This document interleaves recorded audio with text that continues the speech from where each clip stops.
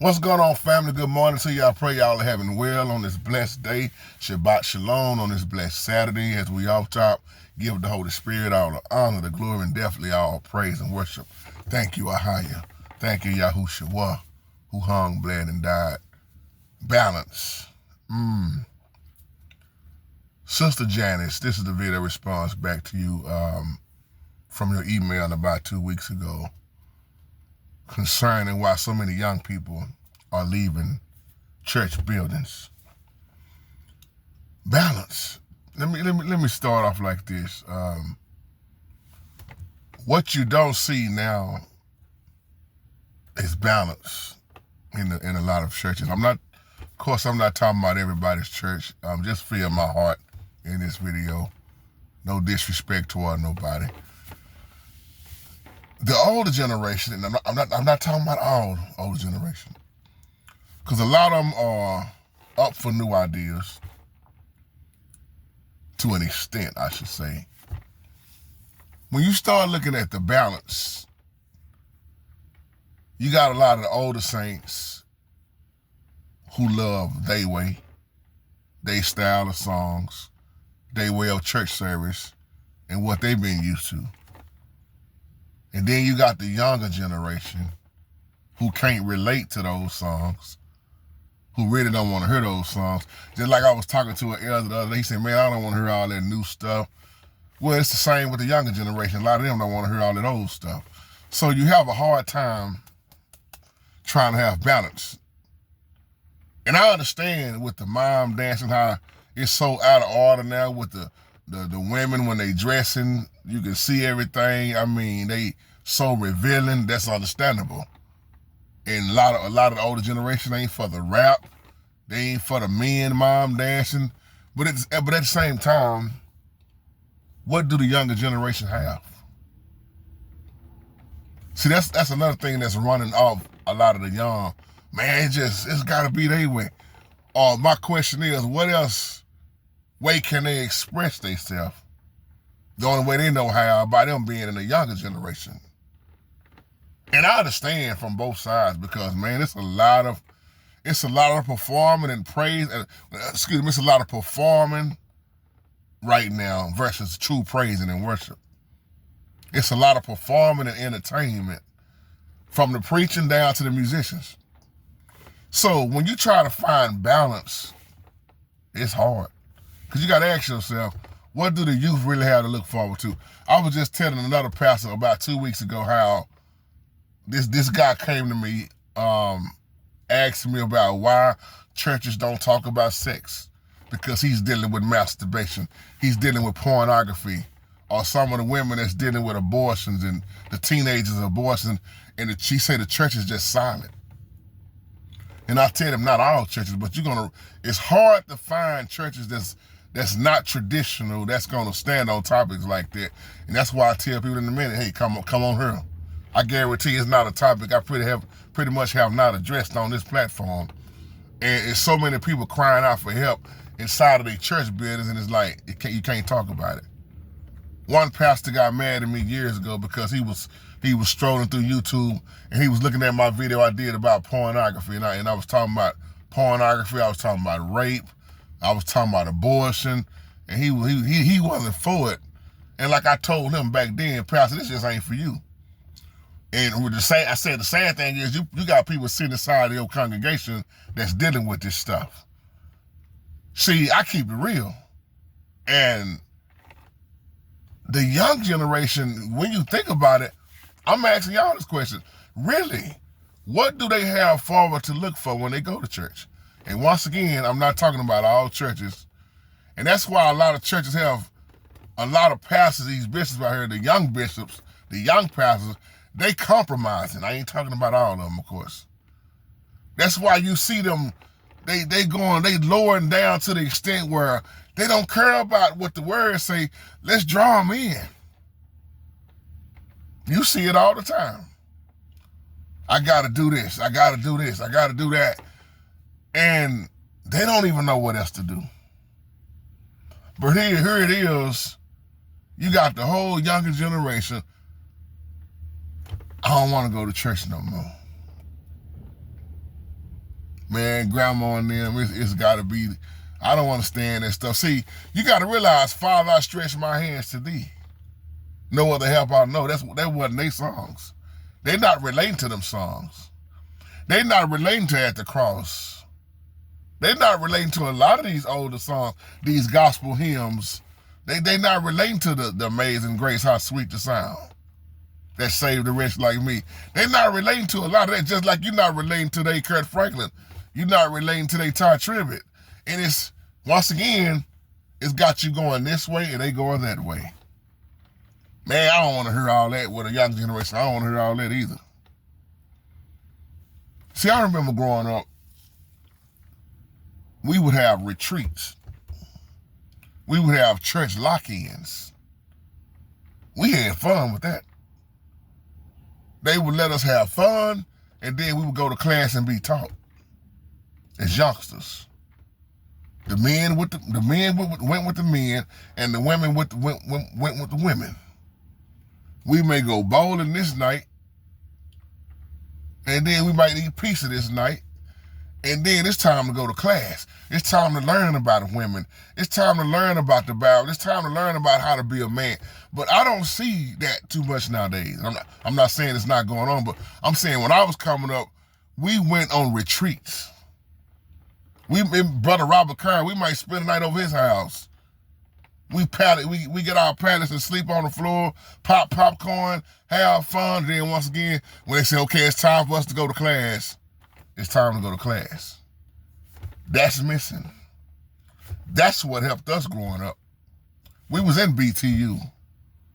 So you have to have something to relate with the young people. And let me go a step further.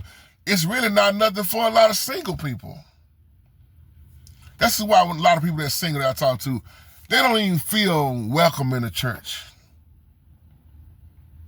Because singleness is also a blessing according to the Bible. Marriage is a blessing according to the Bible. They both are a blessing. But when you got single people who are vulnerable, single people that's praying on their soulmate, if you want to call it soulmate or whatever, but then when they step in the church and see a lot of men, it's like, man, what am I going to this church for? See, when we was coming up, we had stuff for people that's single. They even had a single choir for singles. Everybody in the choir was single. Some people hooked up and got together and got married. But my point is, you got to figure out what is it going to take. Because let me tell you something, social media got them. The streets getting them. That's why it's hard to get the young people's attention now, because they get bored real easy. And then when you tell them you can't do this in this church, you can't do this in that church, there's no balance. And that's hard for a lot of the older generation, because the men, you gotta have on a suit. Boy, where your suit at? They get some of these older generations, they get mad when the man is in the pulpit with jeans on. They talk down about that. Boy, when I was coming up, that's when you was coming up. All men don't like to wear suits all the time. Boy, we ain't got no tie on. Why you ain't put no tie? All men don't like wearing ties. It's done became, it's what you got on, brother. When I was coming up back in my day, we all wore suits. The deacon wore suits. The pastor wore suits. Every man came to church, they wore suits. Well, let me ask you a question. Do your suit put you into heaven? Are you preaching the moral sound doctrine because you got a suit on versus this man over here that's got on a pair of jeans and a pullover shirt? Who's preaching the best? Who's preaching real? We done got to the point now where salvation is an outside job, not an inside job. And I understand that being brought up as a man and you need to dress this way, dress that way. But here's a new time where the young, I'm gonna be real. I know preachers right now, and I know young men who want to go to church, but they don't want to go to church dressed up like the older generation want them to come to church. So what they do, they rather stay at home. They don't want to put on no suit, and that's sad. I've heard this come out of their own mouth. Man, we still got to put on suits on first, son. We still got to dress like this. I want to be comfortable. Man, it's hot in that church. They don't even want to cut their own. They want us to be suited. You got all this feedback. So that, sister, my answer once again is there is no balance. There's no balance. And here go the other thing is, when you don't have balance in the home, how you gonna have balance in the church? You got a lot of unbalanced preachers out here, pastors out here trying to run the church. And don't let me get started talking about PKs or PCs, preachers' children. This is what's going on and been going on. So a lot of the younger generation, they feel like, let me give a great shout out to somebody who I love, dude, that's always on here, and my baby brother on here, Titus Taylor. Titus Taylor can relate to this because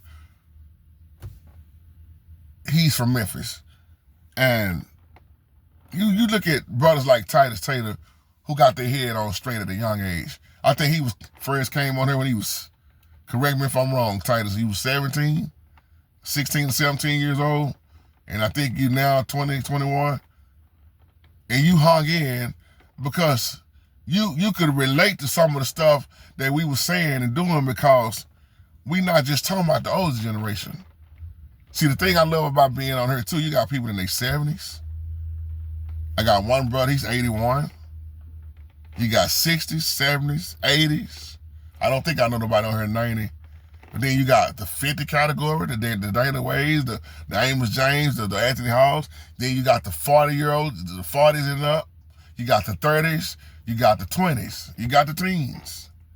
And I even be trying to reach the 8, 9-year-olds, my little children age. I try my best to find balance. And one thing that a lot of the younger generation is dealing with in their teens is sex. And it's sad because what you're not teaching them at home, you don't want to teach them at the church. I'm not talking about everybody.